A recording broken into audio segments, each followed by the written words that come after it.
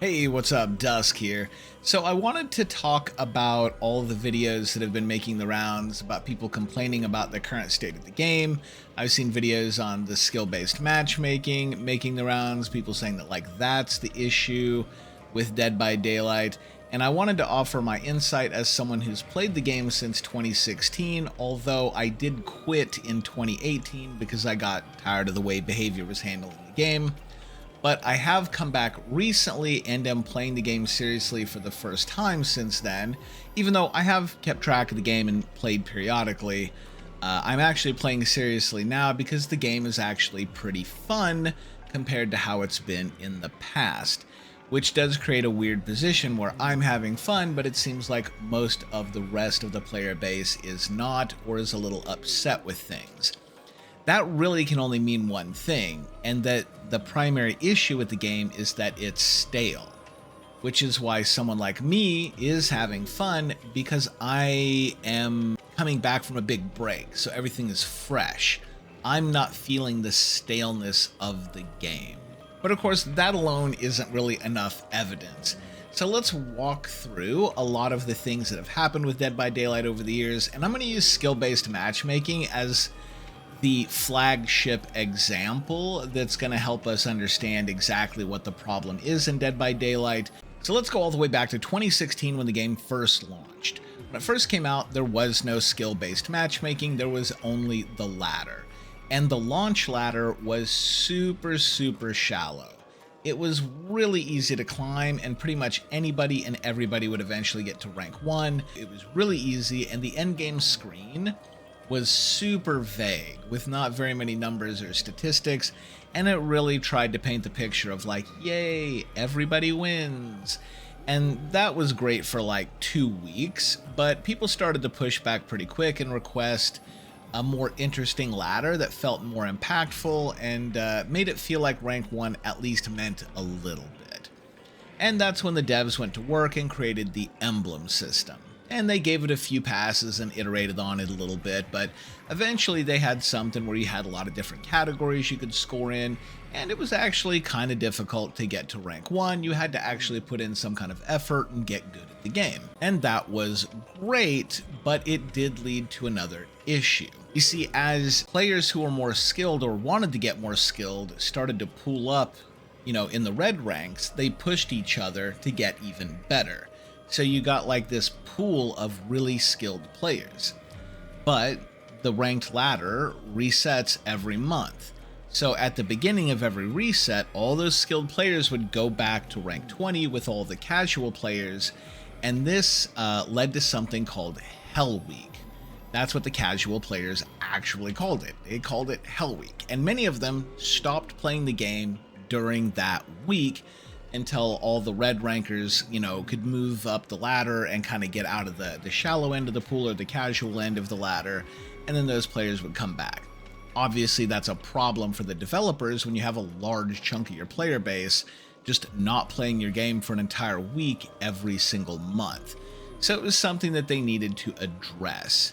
And first, they tried soft resets on the ladder, and that worked a little bit, but not completely. You still had a semblance of Hell Week.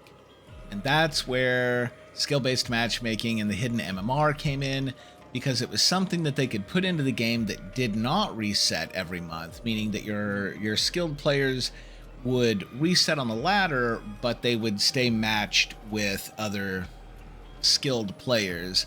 But as we know, the system is extremely shallow and it just basically counts kills and escapes, right? That's it. But the reason it's like that is because they were not trying to put in a skill-based matchmaking system. They were doing what Behavior always does. They were trying to band-aid fix something. And in this case, they were band-aid fixing Hell Week. And, like most of their band-aid fixes, it worked. They fixed Hell Week. But, like most of their band-aid fixes, it created other issues. I don't feel like I need to go into details on what's wrong with the current skill-based matchmaking. I feel like everybody pretty much knows.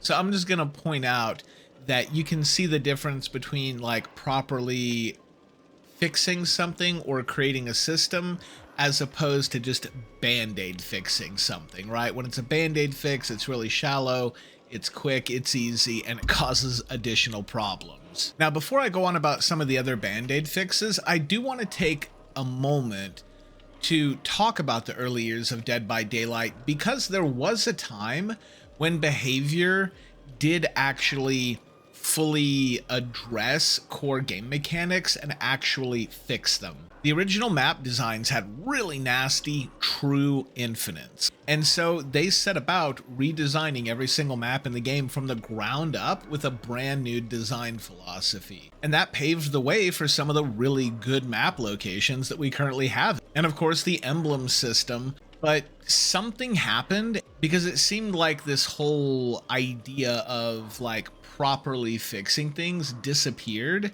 and the idea of just doing quickie band-aid fixes became the norm.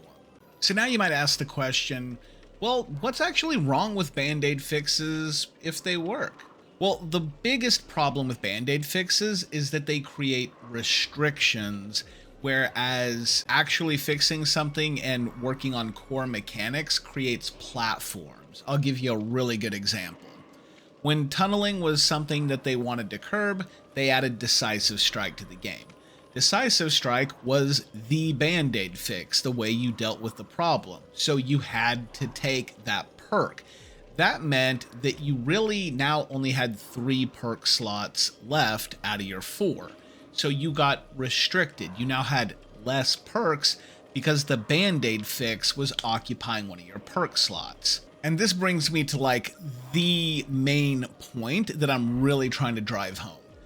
Dead by Daylight has band-aid fixes up on band-aid fixes up on band-aid fixes, which means that the game has really built restrictions on top of restrictions on top of restrictions.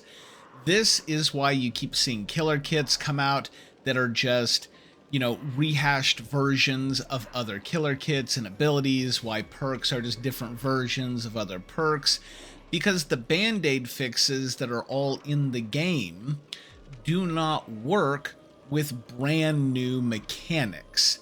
So they have to put things in the game that work with this current Frankenstein framework of band-aid fixes. It's all restriction. That's why people aren't having fun in Dead by Daylight anymore, because the game has become stale, because there are so many restrictions from all the band-aid fixes that the game just can't change or evolve anymore. You're just going to keep getting the same things over and over and over again. And the only way for behavior to fix this is to go back and overhaul huge parts of their game, which is going to take a ton of time and resources that they probably just don't have. The only way they really have out of this now is to fully embrace a whole new gameplay mode like the 2v8 and make that a permanent part of the game that they can allow a large part of their player base that they might normally lose to bleed out. Instead, they can kind of migrate over to this alternate game mode, and then as new people come in, they can join that alternate game mode, and that might become the new like flagship, you know, system or game mode for Dead by Daylight. Now you might say, well, what about making Dead by Daylight 2? Well, the problem with Dead by Daylight 2 as a game is most people are probably going to be pretty reluctant to leave Dead by Daylight 1 because of all the content that is here, all this stuff, you know, the money, the cosmetics that they've poured into it. Migrating over to Dead by Daylight 2 just wouldn't be that great unless it was just a revolutionary, you know, next generation ASIM. But that would also require a ton of money and resources, and Behavior does not have a very good track record with other games. Most of their other games flop. I think they had some success with the Frank Stone one, but I think that's it. Everything else they've put out has been a bit of a flop.